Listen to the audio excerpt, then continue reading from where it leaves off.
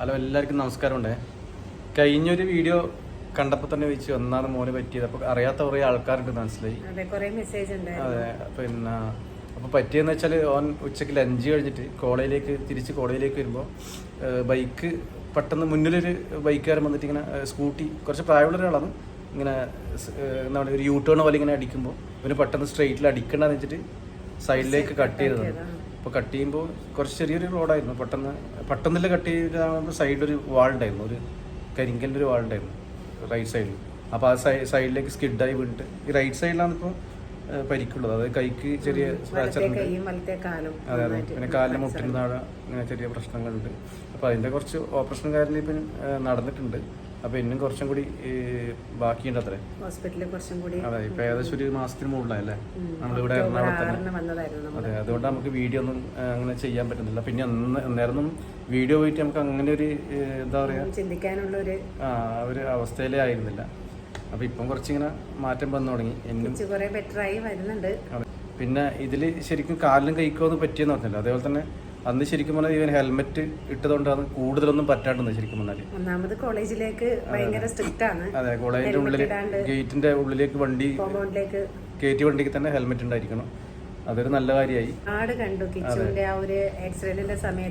ഇതന്നെ കണ്ടു നമുക്ക് തന്നെ ഇപ്പൊ ഒരു എന്താ പറയാ അതായത് 18-20 വയസ്സുള്ള കുട്ടികൾ ഇങ്ങനെ അതെ അതെ ഫുൾ ആക്സിഡന്റ് ആയിട്ട് തലക്ക് വരിക്കുക, അവിടെ കൈ കാല് ആംബുലൻസിൽ കൊണ്ടുവന്നിട്ട് അധികം ഹെൽമെറ്റ് ഇടാത്ത കേട്ടോ. ഹെൽമെറ്റ് ഇടാണ്ടില്ല ഇവരെ അവര് പോക്കണ്ടില്ല. അതിലാണ് കൂടുതലും പറ്റിയിട്ടുള്ളത്. തലക്കാണ് കൂടുതൽ. തലക്ക് പറ്റി കഴിഞ്ഞാൽ പിന്നെ ഒരു രക്ഷയില്ലാന്നാണ് ഡോക്ടർ പറഞ്ഞത്. എന്ത് ഭാഗ്യത്തിന് ഹെൽമെറ്റ് ഇട്ടിട്ടുണ്ടായിരുന്നു.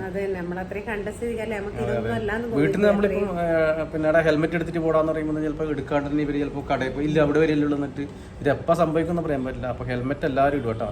ഇത് കേട്ടിട്ട് ഇങ്ങോട്ടേക്ക് ഒന്നും പറയാൻ നിൽക്കണ്ട. അതായത് ഇതിപ്പോ ഇങ്ങനെല്ലാം കണ്ടോണ്ട് പറയുന്നതാണ്, നമുക്ക് അനുഭവം മുന്നിൽ ഇല്ലോണ്ടാണ്. കിച്ചുവിന്റെ ഹോസ്റ്റലിലെ കുട്ടികൾ മുഴുവൻ പേടിച്ചു പോയിട്ടുണ്ടായിരുന്നു. അപ്പോൾ പ്രായം എത്തുമ്പോഴേ കുട്ടികൾക്കെല്ലാം മനസ്സിലാവും. നമ്മൾ ഒന്ന് അവിടെ വരെയേ പോകുന്നുള്ളൂ, നമ്മൾ കട വരെ ഉള്ളൂ എന്ന് വെച്ചിട്ട് ഹെൽമെറ്റ് ഇടാണ്ട് പോകണ്ട. എങ്ങനെയാന്ന് എവിടെയാന്ന് ഒന്നും പറയാൻ കഴിയില്ല.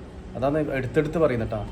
നമ്മളെ അനുഭവം പറയുന്നതാണ്. ഹെൽമെറ്റ് ചെറിയൊരു ദൂരത്തേക്ക് കിച്ചു ഹെൽമെറ്റ് വെച്ചതുകൊണ്ട് മാത്രമാണ് കിച്ചുവിന് ഒന്നും അങ്ങനെ പറ്റാണ്ട്. കാലിനും കാലിന് കുറച്ച് പ്രശ്നമുണ്ട്. അപ്പൊ അതിപ്പോ ലെവലായി വരുന്നുണ്ട്. പ്ലാസ്റ്റിക് സർജറികൾ കഴിഞ്ഞ് ഇവിടെ നമ്മളൊരു വീടെല്ലാം സെറ്റ് ആക്കിയിട്ടുണ്ട്. ഇനിയിപ്പോൾ ഈ ഒരു ഇതും കൂടി കഴിഞ്ഞാൽ ആ വീട്ടിലേക്ക് നമ്മൾ ചിലപ്പോൾ അങ്ങോട്ടേക്ക് മാറുമല്ലേ. വീടെല്ലാം ആയിട്ടുണ്ട്. പിന്നെ ഇനി എത്ര വരെ ഇവിടെ നിൽക്കേണ്ടത് നമുക്കൊരു ഐഡിയ ഇല്ല. ഡോക്ടർ പറയുന്ന പോലെ ഡ്രസ്സിന്റെ ഒക്കെ ഞാനിപ്പം ചെറുതായിട്ട് സ്റ്റാർട്ട് ആയിട്ടുണ്ട്. അപ്പൊ ഡ്രസ്സ് വേണ്ടവര് ബ്ലൗസ് അല്ലേ അങ്ങനത്തെ ഇതെല്ലാം വേണ്ടവർ ഓർഡർ ചെയ്തോ. വാട്സപ്പിൽ ചെയ്തതെല്ലാം കാരണം ഒരുപാട് മെസ്സേജ് ഇങ്ങനെ നിൽക്കുന്നത് അതൊന്നും അറ്റൻഡ് ചെയ്തിട്ടില്ലായിരുന്നു. അതെല്ലാം ഇപ്പൊ ഏകദേശം ഞാൻ കുറച്ചൊക്കെ നോക്കുന്നുണ്ട്. പിന്നെ വീഡിയോസും എല്ലാം നമ്മൾ ഇടുമല്ലേ, ചെറുതായിട്ട് ഇടുന്നുണ്ടാവും. ബാക്കിയുള്ള ഷോർട്ട് വീഡിയോ നോക്കിയിട്ട് ഇടാം. ഇപ്പം ഹോസ്പിറ്റലായതുകൊണ്ട് ഇടുന്നത് പറ്റുന്നില്ല, അതുകൊണ്ടാണ്. പിന്നെ ബാക്കിയുള്ള ഇങ്ങനെയുള്ള ഓരോ വീഡിയോകൾ നമ്മളിങ്ങനെ വിശേഷങ്ങൾ നേരം ഇടുന്നുണ്ടാവും. ഞാൻ ചെറുതായിട്ട് ഇടുന്നുണ്ടാവും. അപ്പോൾ ഓക്കെ, എന്ന് വേറെ പറയാനുള്ളത് എല്ലാവരും നമ്മളെ കിച്ചുവിന് വേണ്ടി പ്രാർത്ഥിക്കുക.